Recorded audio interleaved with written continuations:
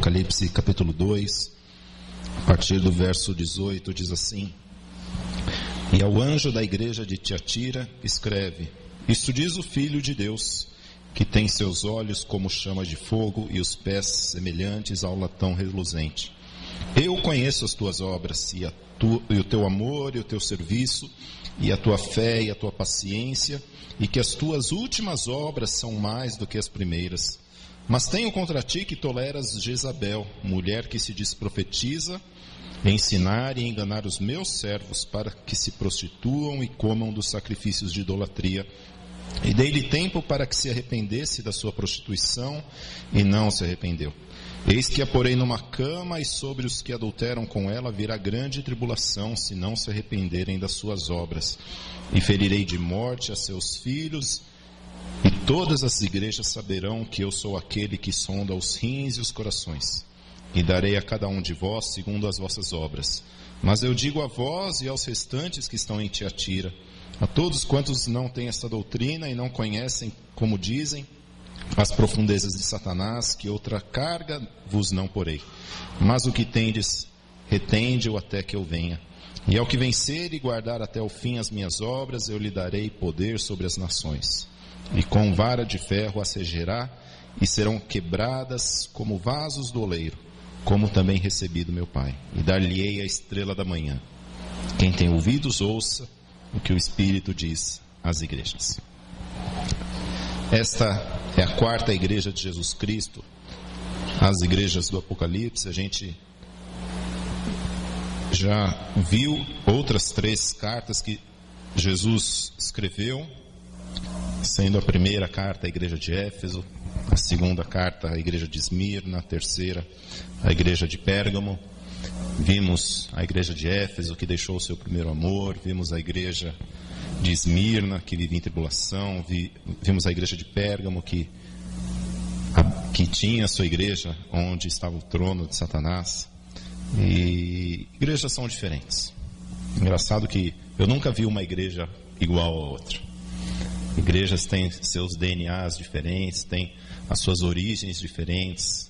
Igrejas são diferentes. Eu tenho certeza, você que está aqui na Igreja Batista Memorial, que já passou por outras igrejas são simplesmente diferentes. Elas não têm coisas em comum, existem doutrinas em comum que faz com que nós tenhamos a mesma semelhança, mas todas as igrejas são diferentes. E Jesus Cristo, quando ele escreve cartas a estas 7 igrejas, ele percebe essas diferenças. Ele percebe as qualidades e os problemas que existem em cada uma das igrejas, né? Aliás, em todo o Novo Testamento nós vemos isso em todas as igrejas que têm grandes qualidades e igrejas que têm grandes problemas. Às vezes temos a tendência de olhar somente os problemas das igrejas, mas todas as igrejas também têm a sua qualidade. É interessante que dessas igrejas aqui do Apocalipse, grande parte tem problemas, mas sempre elas têm uma boa qualidade também. E isso que deve ser trabalhado, isso que deve ser mantido, e é isso que Jesus ele vai falar um pouco. A igreja de Tiatira, uma igreja que tem suas qualidades, mas uma igreja também que tem os seus pecados, que tem os seus problemas que precisam ser consertados. E assim como a todas as igrejas, Jesus ele escreve, e existem interpretações teológicas que dizem que essas cartas, as 3 primeiras igrejas, essas 3 igrejas são igrejas que viveram no passado, né? Mas por mais que sejam igrejas que viveram no passado, e da quarta igreja para frente, ou seja, igreja de Tiatira, de Sardes, Filadélfia e Laodiceia, são igrejas que, essas igrejas elas têm essa característica de estar até o fim, porque nessas cartas Jesus ele fala, olha, permanece até eu voltar. Ou seja, são igrejas que elas existem e o seu arquétipo existe até que nós vejamos a volta de Jesus. Mas uma das coisas interessantes é que Jesus Cristo, como nós vimos em todas essas cartas às igrejas, ele não mais aparece como um servo sofredor. Nas igrejas, em todas as cartas que Jesus Cristo ele escreve às igrejas, ele não mais se representa como aquele que é o servo sofredor, como ele foi visto em sua primeira vinda. E sim, ele se revela, e nós já vimos em todas as introduções às outras cartas também, que Jesus ele se revela de uma maneira diferente, de uma maneira poderosa, não mais como aquele servo sofredor, não mais como aquele homem que é sempre pacífico e sempre busca estar sempre trazendo as coisas ao diálogo, sempre busca estar trazendo à reflexão todas as coisas. Mas ele se mostra em Apocalipse de uma maneira diferente. Ele se mostra com poder, ele se mostra com grande glória, e ele se mostra como Filho de Deus glorificado. É assim que ele começa, é assim que a carta à igreja de Tiatira ela começa. Jesus Cristo, ele diz: isto diz o Filho de Deus, que tem os seus olhos como chama de fogo e os pés semelhantes ao latão reluzente. Jesus Cristo, ele se coloca como Filho de Deus. É a primeira vez em Apocalipse que ele se coloca como o Filho de Deus, como aquele que tem todo o poder nos céus e na terra. Jesus, ele se coloca como aquele que tem olhos como chama de fogo. Interessante, ele fala olhos como chama de fogo, olhos como fogo, olhos que a gente não consegue ver. O fogo, quando ele é muito intenso, nós não conseguimos olhá-lo, porque nós somos fracos. E Jesus Cristo, ele tem os olhos fortes. Jesus Cristo é aquele que consegue olhar todas as coisas. Ele é aquele que seus olhos iluminam, o seu olhar ilumina. Ele é aquele que consegue ver tudo aquilo que está oculto, tudo aquilo que está escondido, tudo aquilo que está em trevas. Jesus Cristo, ele consegue enxergar. Não existe nada que possa estar oculto aos seus olhos. E ele também é aquele que tem os pés semelhantes ao latão reluzente. O pé que brilha. Quando eu li essa palavra, pés semelhantes ao latão reluzente, eu lembrei daquele texto do Salmo 119 que diz: lâmpada para os meus pés é a tua palavra e luz para os meus caminhos. Jesus Cristo, ele tem tanta palavra, tanta luz para os nossos caminhos, que os seus pés, eles se mostram como pés reluzentes. As lâmpadas, essa lâmpada que é a palavra de Deus, é a lâmpada que ilumina os nossos pés e também mostra os nossos caminhos. Por isso que Jesus Cristo, ele é aquele que nos leva até o Pai. Ele é aquele com o qual nós devemos seguir o seu caminho. Ele é aquele que trilhou o caminho, o qual nós devemos sempre buscá-lo, sempre segui-lo. Ele é aquele que tem os pés iluminados, aquele que não tropeça, aquele que sabe por onde vai. E se nós o seguirmos, nós nunca iremos tropeçar. Mas é interessante que Jesus Cristo, ele começa essa carta e logo após se apresentar, ele diz, como diz a todas as outras igrejas: conheço as tuas obras, eu sei o que você faz. Jesus Cristo, ele coloca-se também em outra carta, ele diz: eu sou aquele que passeia entre as igrejas, eu sou aquele que estou passeando entre as igrejas, eu sei o que acontece nas minhas igrejas. Jesus Cristo não é como aquele chefe que não sabe o que acontece na fábrica. Jesus Cristo não é aquele como aquele alto executivo que não sabe o que acontece nos corredores da empresa. Não, Jesus Cristo, ele sabe o que acontece nas igrejas. Jesus Cristo, ele é o Deus Todo-Poderoso que conhece aquilo que acontece em todas as suas igrejas. Ele não perdeu o controle, ele tem as suas igrejas nas suas mãos. Jesus Cristo, ele nunca perdeu o controle da sua igreja. E ele, quando ele fala à igreja de Tiatira, ele tem uma palavra muito interessante, uma palavra de elogio a essa igreja. Olha o que ele diz: eu conheço as tuas obras e o teu amor, o teu serviço, a tua fé, a tua paciência, e as tuas últimas obras são mais do que as primeiras. Obras que são mais do que as primeiras, obras que estão crescendo. Jesus, ele sabe o que acontecia e ele sabe o que está acontecendo. Jesus viu como era e ele está vendo como é hoje. Jesus, ele não só contempla a igreja como é hoje ou como era no passado. Jesus, ele percebe o crescimento da igreja. Jesus, ele olha e ele sabe quem faz. Jesus, ele olha aqui para a nossa igreja e ele sabe quem é que está trabalhando. Jesus sabe quem está trabalhando, o que cada um está fazendo. Ele sabe como que cada um está fazendo. Ele está de olho. Ele tem olhos com chamas reluzentes, ele está de olho, está vendo. Ele também está olhando quem não faz. Ele também está olhando quem não faz. Sabe por que não está fazendo. Conhece as razões do porquê de que cada um de nós não estamos ou estamos trabalhando. Jesus, ele conhece a sua igreja, ele conhece cada um daqueles, cada uma de suas ovelhas e o intento de cada coração. E é interessante que ele fala a essa igreja de Tiatira, que ele fala: eu conheço e eu sei que você está fazendo hoje mais do que fazia antes. Eu sei que hoje você está fazendo mais. Eu gosto muito de um versículo lá em 1 Coríntios capítulo 15, versículo 58, que ele fala, sobre isso. Ser crente é sempre estar fazendo mais, para nós. Vamos abrir 1 Coríntios capítulo 15, versículo 58. Olha o que a palavra de Deus diz. Qual deve ser a postura do crente com relação às coisas, ao trabalho de Deus, com relação ao trabalho na casa de Deus, com relação ao trabalho no reino de Deus? 1 Coríntios 15, 58. Portanto, meus amados irmãos, sede firmes e constantes, sempre abundantes na obra do Senhor, sabendo que o vosso trabalho não é vão no Senhor. Nós devemos ser sempre firmes e constantes na obra de Deus. Firmes, constantes e abundantes. Trabalhando bastante, não é trabalhando pouco. Meus irmãos, ser crente é sempre fazer mais. Ser crente é sempre fazer mais. Quando nós somos crentes, quando nós somos trabalhados por Deus, Deus ele vai pedindo cada vez mais de nós. Quando nós vamos sendo trabalhados pela maravilhosa graça de Deus, nós vamos trabalhando mais. Conforme Deus ele vai nos dando mais, nós vamos retribuindo mais na sua obra. Ser crente é trabalhar mais. Ser crente é trabalhar mais hoje do que eu trabalhava ontem. Ser crente é trabalhar mais amanhã do que eu trabalho hoje. Deus ele pede isso e ele elogia isso da igreja de Tiatira. Ele fala: eu conheço e eu sei que você está trabalhando mais do que antes. Eu elogio isso. Como é bom, meus irmãos, quando nós podemos ver a nossa vida e perceber que a nossa vida está crescendo na graça de Deus, crescendo no conhecimento de Deus. Quando eu passo um ano e eu olho um ano atrás e eu vejo que hoje eu conheço mais da palavra de Deus, conheço mais da graça de Deus. Quando eu olho a minha vida 10 anos atrás, eu olho hoje e eu vejo, puxa vida, como eu cresci no conhecimento de Deus, como eu cresci no conhecimento das coisas de Deus, como eu pude crescer na obra de Deus. Antes eu não trabalhava, hoje eu trabalho. Ou antes eu trabalhava em um ministério, hoje eu trabalho em 2. Ou antes eu trabalhava em 30 ministérios, agora eu trabalho em 40. É uma bênção. Tem gente que fala: olha, tem muito cargo na igreja. Glória a Deus por isso. Que tenha o dobro, meu irmão. Que você faça sempre mais por Deus. Deus ele olha quem faz. Logicamente que não é por aquilo que nós fazemos que iremos aos céus, mas fazemos isso para retribuir e reconhecer aquele que passeia entre as igrejas. Meus irmãos, obras, amor, o serviço, a fé, a nossa paciência, tudo isso Jesus ele vê.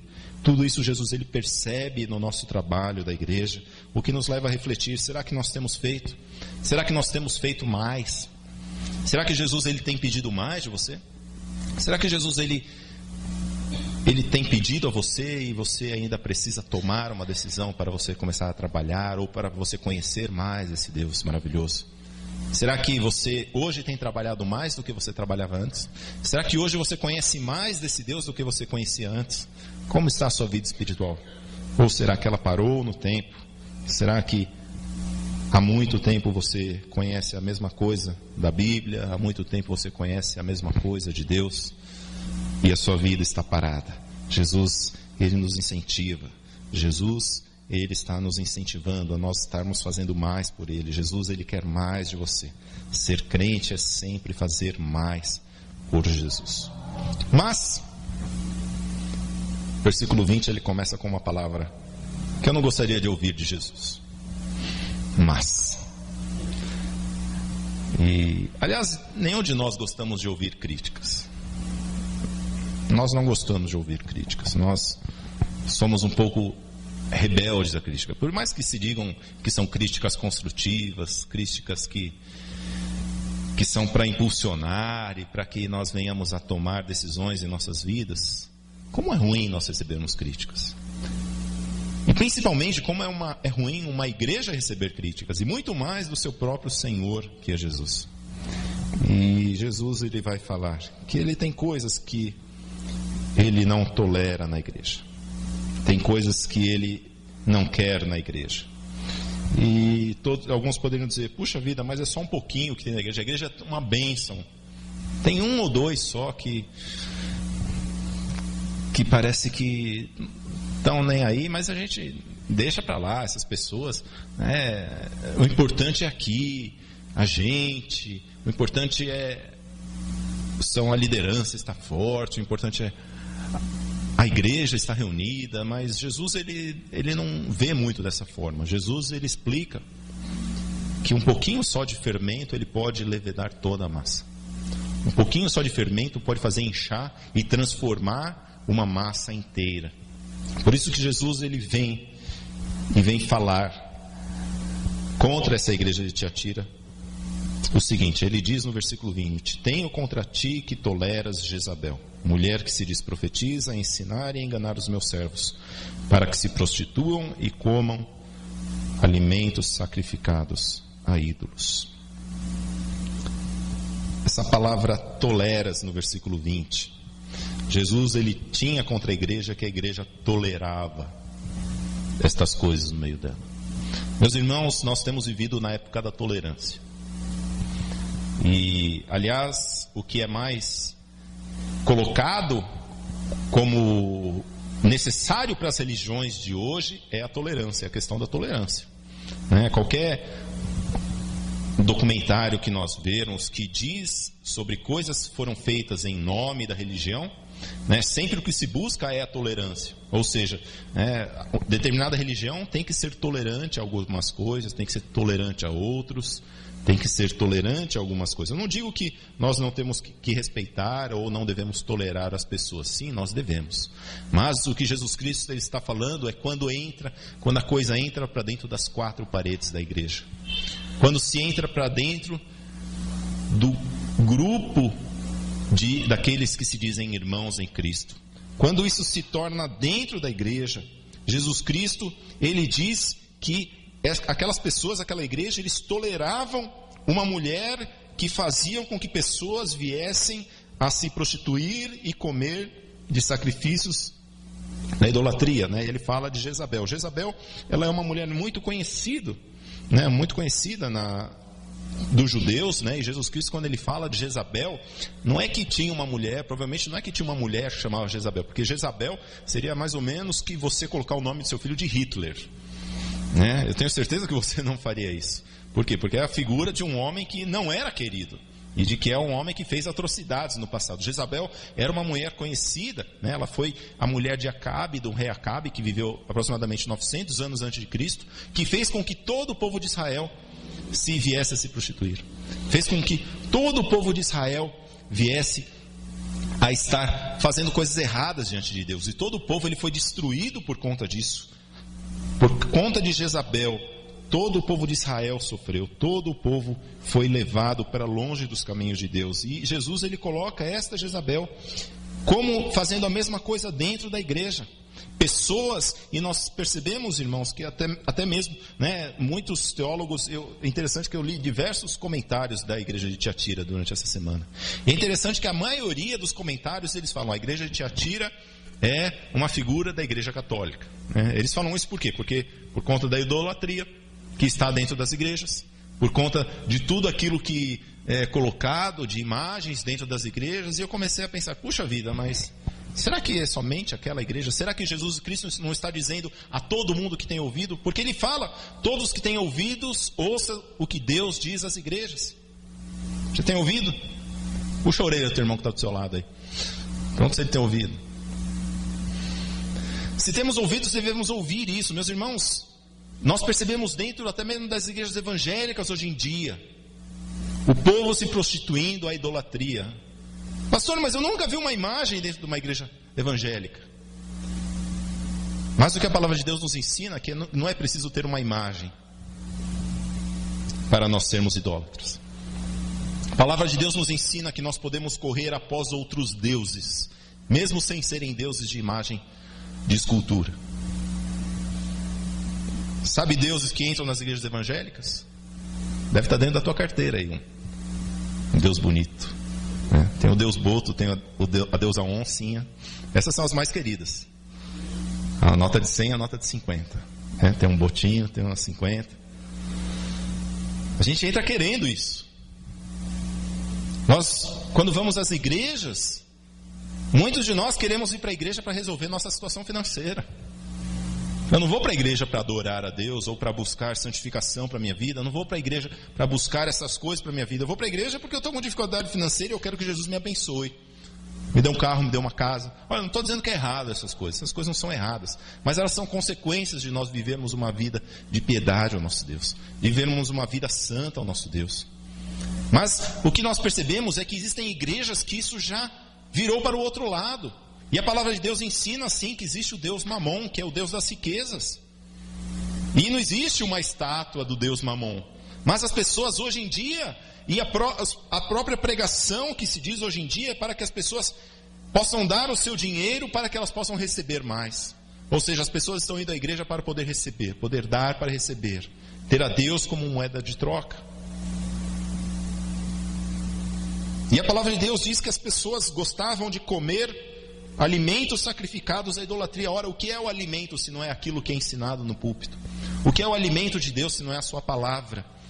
Mas quantos crentes hoje têm se alimentado de palavras, de pregadores que só pregam sobre riquezas e sobre riquezas? Venha para a igreja que Jesus vai resolver sua conta bancária. Venha para a igreja que você vai ficar rico. A sua empresa está quebrando, vai para a igreja e são dados só testemunho na igreja. Antes de conhecer Jesus, minha empresa era falida e depois agora eu tenho 5 carros, eu tenho 10 casas. Eu não estou querendo dizer que viver com Jesus é ser pobre. Não estou querendo ser contra a riqueza, não sou contra a prosperidade. A palavra de Deus nos ensina que quando nós seguimos a palavra de Deus, tudo quanto nós fizermos, nós prosperaremos, irmãos. Nós iremos prosperar. Mas o que deve ser ensinado é isso, que a riqueza é uma consequência, não é algo que deve ser buscado. A causa principal é Jesus Cristo. A causa principal da igreja é Jesus Cristo. É a mensagem do Evangelho. É a mensagem verdadeira. Jesus Cristo, ele diz: vocês estão tolerando essas coisas na sua igreja. Vocês estão tolerando esse tipo de coisas. Não somente o pecado de idolatria, mas também a imoralidade sexual. Meus irmãos, é impressionante como a imoralidade sexual ela tem invadido as igrejas, como casamentos têm sido destruídos, como famílias têm sido destruídas por conta da imoralidade sexual. Nós precisamos lutar contra essas coisas, não podemos tolerar estas coisas. Em primeiro lugar, não na igreja, em primeiro lugar em nossas vidas, porque a maneira com a qual nós toleramos as coisas na igreja é reflexo das coisas, de como nós toleramos algumas coisas em nossa vida. A maneira com a qual a igreja ela tolera algumas coisas dentro das suas portas é reflexo daquilo que ocorre dentro das nossas vidas ou dentro das nossas famílias. Quando nós passamos a tolerar essas coisas dentro da nossa vida, quando passamos a tolerar essas coisas dentro da nossa família. E Jesus Cristo, ele não tolera estas coisas. Aliás, é muito interessante porque a única vez que nós vimos Jesus Cristo, se é que podemos dizendo assim, irado, botando o seu poder, mostrando um pouco, foi quando ele pegou um chicote, quando ele estava no templo em Jerusalém. Ele foi ao templo de Jerusalém, e quando ele chegou lá, ele viu que o povo estava mexendo com dinheiro na casa de Deus, e eles queriam fazer, como o próprio Jesus diz, fazer da casa de Deus um lugar de ladrões. As pessoas tinham a casa de Deus só por dinheiro, só para poder ganhar dinheiro. Já viu isso em algum lugar? Sabe o que Jesus fez? Ele pegou o chicote e saiu derrubando mesa. Ele falou: vocês estão fazendo da casa de Deus um lugar de negócio. Vocês estão fazendo da casa de Deus um lugar para ganhar dinheiro. Essa casa é uma casa de oração. Meus irmãos, nós precisamos nos lembrar disso. A igreja é um lugar de oração. A igreja é um lugar de transformação de vidas. A igreja é um lugar onde eu preciso vir e ter a minha vida transformada. E Jesus, ele precisa ver isso em nossas igrejas. Jesus, ele não quer entrar nas igrejas e ver o dinheiro sendo colocado de forma tão banal como é tratado hoje. Mas nós devemos estar vindo à igreja e fazer da igreja um lugar de oração, um lugar de comunicação com Deus, um lugar onde Deus está e Ele tem livre acesso para poder falar e eu poder ouvir e aceitar. E eu também poder falar, nós podermos falarmos com Deus e poder ser ouvidos por Deus. Esse é a coisa principal que Jesus coloca para a sua igreja. Mas quando nós passamos a tolerar coisas em nossas vidas, nós atraímos para si maldição para as nossas vidas. E é interessante que a questão de tolerar o pecado em nossas vidas, como nós passamos a tolerar muitas coisas. E essa igreja de Tiatira, ela tolerava essas pessoas que ficavam fazendo essas coisas. Talvez eles falavam: o importante é o que eu penso e como eu estou louvando a Deus. Deixa eu aceitar esse meu irmão e deixa eu aceitar. esse tipo de pessoa aqui também na igreja. Afinal de contas, cada um vai se dar conta com Deus e eu vou tolerar.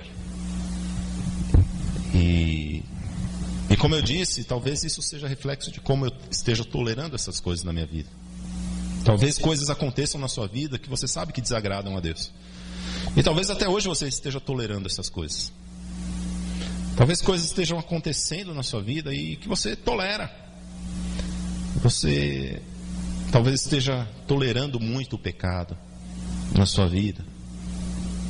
E isso traz dano à pessoa, isso traz dano à igreja. Tolerar a mensagem ou doutrina errada, isso é errado. Jesus, ele não percebe, Jesus, quando ele olha isso na igreja, ele não quer isso para a sua igreja. Jesus, eu gosto muito de quando Elias, ele chega para o povo, quando diz lá em 1 Reis capítulo 18, quando ele diz: até quando vocês vão ficar cocheando entre dois senhores? Até quando que vocês vão ficar tentando descobrir qual que é o Deus verdadeiro? Até quando vocês vão ficar achando, será que esse é o Deus de verdade? Será que é isso que eu sigo mesmo na minha vida? E Elias fala: até quando vocês vão ficar nessa daí? Se Deus é Deus, seguir a Deus de verdade. Mas se Deus não é Deus, se é Baal, outro Deus, então segue a Baal. Ora, até quando nós vamos ficar tolerando coisas na nossa vida? Se Deus ele é Deus da nossa vida, vamos tomar postura em nossas vidas. Se Deus ele é Deus de nossas vidas, temos que tomar postura e começar a dizer não ao pecado. Até quando nós vamos tolerar pecados em nossas vidas? Até quando vamos tolerar pecados em nossas igrejas? Não podemos tolerar. Não podemos deixar com que essas coisas aconteçam em nossas vidas. É interessante que quando nós toleramos, muitas pessoas falam: mas pastor, nós temos que amar essas pessoas. Sim, temos que amar. Mas o verdadeiro amor é o amor que repreende. O verdadeiro amor é o amor que exorta. Sabe por quê? Porque o verdadeiro amor, ele olha e sabe qual é o fim para essas ações. Sabe qual é a consequência destes atos. Por isso que um amor sem confronto, ele não é um amor verdadeiro. Um amor quando não existe um confronto com a palavra de Deus, ele não é um amor verdadeiro. Jesus Cristo, ele não tolera estas coisas em nossas igrejas. Jesus Cristo também não quer que nós venhamos a tolerar estas coisas em nossas vidas. Se nós tolerarmos essas coisas em nossas vidas, em nossas igrejas, Jesus Cristo, ele virá contra nós. É isso mesmo. Se nós começarmos a tolerar por muito tempo essas coisas em nossas vidas, Jesus ele vai vir contra a sua igreja. É isso que diz na palavra de Deus na igreja de Tiatira. Ele diz: olha, versículo 21, eu estou dando tempo para que você se arrependa, mas você ainda não se arrependeu. E diz a palavra de Deus que Jesus ele viria com doença, viria com morte. Jesus viria com doença e viria com morte. Assim como Jesus veio com um chicote e tirou aquelas pessoas do templo de Jerusalém, assim Jesus ele diz que vai fazer também com aqueles que não querem se arrepender da sua igreja. Porque este é um lugar do qual Jesus ele tem zelo. A igreja é um lugar daquilo de que Jesus tem zelo. Aliás, é interessante que a palavra de Deus diz que isso foi o cumprimento de uma profecia de Jesus Cristo, onde diz: o zelo da sua casa me consumirá. Jesus é aquele que tem zelo pela casa de Deus. Nós devemos ter esse zelo também, em primeiro lugar pelas nossas vidas, porque nós somos o templo do Espírito Santo de Deus. Eu e você somos templo desse Espírito Santo de Deus. Por isso que quando nós falamos da igreja, isso nada mais é do que o reflexo das nossas vidas. Quando nós falamos da igreja, isso é reflexo daquilo que acontece em nós. Nós somos o templo do Espírito Santo de Deus, como diz o apóstolo Paulo na carta de Coríntios. Nós somos esse templo, o templo de Deus, o templo onde Deus vive. E se nós tolerarmos esse pecado em nossas vidas, Jesus Cristo ele virá contra nós. E é interessante qual é a nossa posição com relação ao pecado.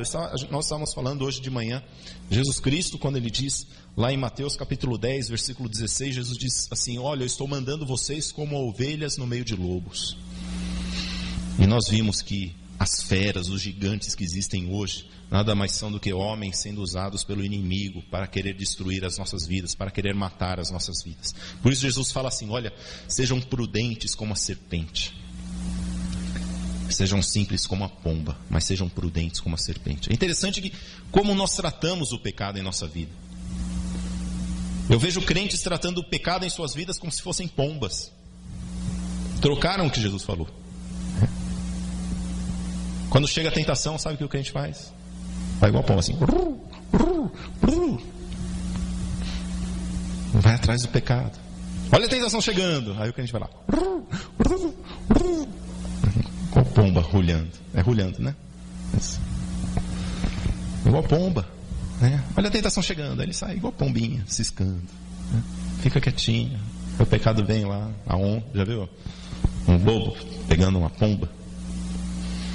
Não! Jesus Cristo, meus irmãos, ele disse para nós sermos como serpentes. Sabe, você já chegou perto de uma serpente? Quando você começa a chegar perto dela, você vai rodeando. Aí quando você começa a chegar perto, você vai chegando perto, ela se arma toda. Ela se arma toda. Fala assim, não vem não, senão eu dou o bote. Meus irmãos, essa deve ser a nossa relação com o pecado. Mas sabe o que acontece? Vem a tentação, aí a gente... Não, Jesus Cristo ele está dizendo, temos que parar de tolerar essas coisas em nossas vidas. Temos que parar de tolerar estas coisas. Pomba é uma coisa que traz sujeira. Eu não posso ser como pomba quando eu vejo o pecado na minha vida. Quando eu vejo o pecado, quando eu vejo o diabo chegando, eu tenho que ser como serpente. Você vem, diabo, vem aqui que eu vou soltar o veneno da palavra de Deus em você. Por isso, quando você perceber que o pecado está chegando, está rodeando você, aquela tentação está chegando, você sabe que ela está chegando, você sente ela chegando, sabe o que você faz? Se prepara, arma o bote, lembra do versículo para soltar para essa tentação. É assim que Jesus ele agia contra a tentação. O diabo vinha e Jesus soltava, dava o bote com a palavra de Deus. Meus irmãos, temos que ter essa palavra em nossas bocas. A serpente é alguém que tem um veneno na boca. Dá a mordida, já sai o veneno. Assim deve ser o crente com a palavra de Deus. Deve ter a palavra de Deus na sua boca. Quando vem a tentação, ele já fala a palavra de Deus. Já recita aquele versículo. É interessante que os pecados que nós cometemos são sempre os mesmos, né? Repara a sua vida. Será que os pecados que você sofre, será que toda semana é um pecado diferente? Será que todo dia é um pecado diferente que você cai? Acaba que nós passamos a cair as nossas vidas quando nós começamos a tolerar os pecados. São sempre os mesmos pecados. Ora, para a igreja de Tiatira eles já sabiam quais eram os pecados: imoralidade sexual e idolatria. 2 pecados apenas. Eles não roubavam, eles não matavam, eles não mentiam, não existiam outros pecados. Jesus está falando, olha, são 2, só 2. É idolatria e imoralidade sexual. Meus irmãos, Jesus ele disse que nós devemos usar nossa inteligência com relação ao pecado. Ora, o que devemos fazer? Olha, vamos ler quais são os versículos que a palavra de Deus fala sobre esses pecados. Vamos decorar o que a palavra de Deus fala sobre a imoralidade sexual. Vamos lembrar o que a palavra de Deus fala sobre a idolatria. Ora, se o teu problema é imoralidade sexual, busque na palavra de Deus quais são os versículos que a palavra de Deus fala sobre isso e tenha eles decorados na sua boca. Quando começar a vir a tentação, você recita. Se o teu problema é mentira, olha o que a palavra de Deus fala sobre a mentira e que o crente deve sempre falar a verdade. Quando você sentir vontade de mentir, você recite esses versículos. Meus irmãos, nós devemos ser como serpentes, devemos ser prudentes, porque o pecado, ele leva à morte. O salário do pecado, ele é a morte. Se nós tolerarmos o pecado, o próprio Jesus Cristo, ele virá contra nós. E aqui diz a palavra de Deus. Jesus, ele fala, olha, eu dei tempo para você se arrepender. Eu estou dando tempo para que você se arrependa. Mas se você não se arrepender, eu vou colocar você numa cama. E porque você não se arrependeu, eu vou fazer com que você adoeça. Versículo 22, Jesus ele é mais forte. Ele fala, eu vou ferir você de morte, você e seus filhos, para que as igrejas saibam quem eu sou. Meus irmãos, nós temos aquela visão de um Jesus diferente. Aliás, nós criamos visões e imagens de Deus conforme a nossa semelhança. A gente faz um pouco o contrário da criação. A palavra de Deus diz que nós fomos criados conforme a imagem de Deus. Às vezes a gente faz a imagem de Deus que a gente quer. A gente que quer criar a imagem de Deus, quando Deus ele nos criou a sua imagem. E a palavra de Deus, ela fala do Deus justo e verdadeiro, de um Deus que não é diferente, um Deus que não tolera o pecado e continuará não tolerando. Talvez porque nós vimos tanto desse Jesus bondoso, nós deixamos um pouco de ver esse Jesus poderoso, esse Jesus que virá com cetro de ferro, como diz nessa própria carta. Nós devemos nos lembrar de que o pecado, ele leva à morte, e existem pecados que levam à morte.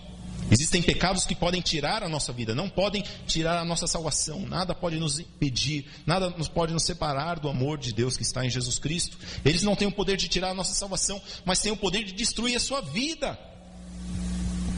Quantos crentes têm as suas vidas destruídas porque têm vivido uma vida tolerante ao pecado?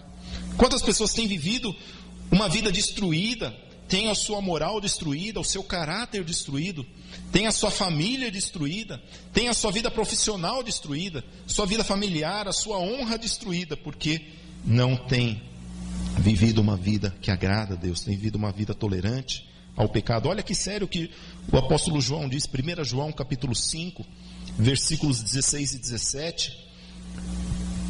João, ele diz, o mesmo João que escreveu o Apocalipse, ele diz: se alguém vir pecar seu irmão, pecado que não é para a morte, orará, e Deus dará a vida àqueles que não pecaram para a morte. Há pecado para a morte, e por esse não digo que ore. Toda iniquidade é pecado, e há pecado que não é para a morte. O que João está dizendo aqui, olha, existem pecados que se pecam que não são para a morte, mas existem pecados que são para a morte. Ora, como que nós podemos entender isso quando o apóstolo Paulo diz que todo pecado ele leva à morte? Se o salário de qualquer pecado ele leva à morte. Sim, todo pecado ele leva à morte. Depende de como você trata esse pecado na sua vida. Depende de como nós tratamos esse pecado na nossa vida. Todo pecado ele leva à morte se nós tolerarmos ele em nossas vidas. Se nós tratarmos esse pecado igual aquele que a gente trata gatinho quando aparece, eu vou dar um leitinho para ele. Já viu um gatinho quando aparece? Eu vou dar um leitinho para ele, tadinho, é tão pequenininho, não faz nada. Aquele gato começa a crescer, quando ele vê tá arranhando o teu sofá, quando ele vê destruiu a tua sala, e quando vê ele já está com as garras grandes para cima de você. O pecado ele leva à morte, sim. Quando nós somos tolerantes com o pecado. Meus irmãos, nós devemos ser prudentes com o pecado. O pecado pode acabar com a nossa vida. Qualquer pecado, ele tem o poder para acabar com as nossas vidas. Seja você filho de Deus, ou seja você não filho de Deus. Tenha você já se entregue a Deus, já batizado. Ou você que ainda não tomou uma decisão por Cristo. O pecado, ele leva à morte. Nós não podemos mais tolerar o pecado em nossas vidas. Jesus, ele diz isso à igreja de Tiatira. Mas ele diz também à igreja de Tiatira que existe uma recompensa para aqueles que forem fiéis. Ele diz, aquilo que você tem, retende até o fim, até que eu venha. Versículo 25. O que tendes, retende até que eu venha. E ao que vencer e guardar até ao fim as minhas obras, eu lhe darei poder sobre as nações. Meus irmãos, a palavra de Deus diz que existe uma recompensa para aquele que vencer. Existe uma recompensa para aquele que guardar a palavra de Deus até o fim. O que nos leva a uma reflexão. Como nós chegaremos a Cristo? Como que eu e você vamos chegar a Cristo? Será que eu vou chegar a Cristo morto para que eu não desonrasse a palavra dele? Será que eu vou chegar a Cristo e quando ele for abrir as páginas do livro da minha vida, ele vai ver que eu fui morto por causa de um pecado que me levou à morte, de um pecado que eu tolerei na minha vida? Será que eu vou chegar diante de Cristo com mãos vazias? Ou será que eu vou chegar diante de Cristo como um vencedor? Porque a palavra de Deus, ela diz que existem crentes vencedores e crentes derrotados. Crentes que entenderam que é preciso entregar verdadeiramente a sua vida a Cristo, assim como Ele entregou a sua vida por nós. Como nós chegaremos diante de Cristo? Como que eu e você iremos a chegar diante de Cristo? Ou quando Ele voltar, como que nós estaremos diante dele? Estaremos como vencedores? Ou seremos como estes que seguiram a Jezabel? Estes que foram mortos e morreram em desonra? Vão herdar a salvação, mas como diz o apóstolo Paulo, vão passar como se passasse pelo fogo. E vai queimar tudo, e é madeira, feno e palha, e foi tudo queimado, e quando ele vê não sobrou nada para ele poder entregar a Jesus. e vai chegar cheia de vergonha. Como nós chegaremos a Cristo? Como você quer chegar a Cristo? Se queremos chegar a Cristo e sermos vencedores, guardarmos a palavra, guardarmos a verdadeira doutrina, nós devemos sempre estar seguindo a Jesus Cristo, não tolerando o pecado em nossas vidas. E ao que vencer, Jesus Cristo, ele disse, em primeiro lugar, que nós estaremos tendo poder sobre as nações. Nós receberemos esta vara de ferro. Assim como Jesus ele vai reger o mundo com vara de ferro, nós também iremos reger este mundo com vara de ferro. Aliás, é interessante, olha que interessante. A vara de ferro é sinal de intolerância. A vara de ferro é sinal de poder, é sinal de firmeza. Jesus Cristo, ele não veio para os fracos. Jesus veio para quem quer tomar uma firme decisão em sua vida. Não é para quem fica tolerando, deixa para lá. Jesus, ele não vai tolerar quando ele chegar. Ele vai vir com vara de ferro e vai destruir o pecado. Jesus, ele vai destruir. Assim, e se nós mostrarmos em nossas vidas que nós queremos também destruir esse pecado, ele vai ver. E a estes vencedores, Jesus Cristo, ele vai permitir que reinem com ele no seu reino. Nós teremos poder sobre as nações.